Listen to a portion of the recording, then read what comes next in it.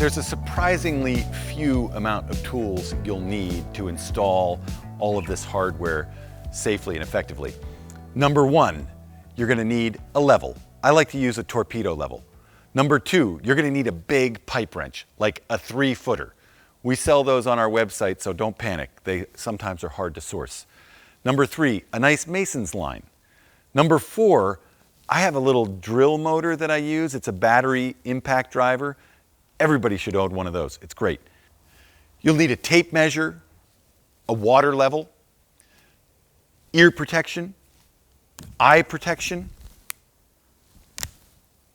a socket wrench, WD-40, or I use dish soap as a lubricant to put on the tab before it goes in the tree. You need a 1/2-inch drill motor, I call it.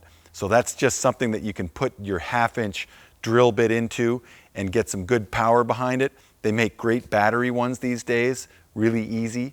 So 1/2-inch drill motor. A bigger level, a smaller level, there's other things that you can bring with you. I always have a hammer around. I love a speed square, just a really good thing to have on you. Also, don't forget your pencil, right? Be in a tree pencil, ideally. So now that we know what tools we need, let's go ahead and start to install our first tab.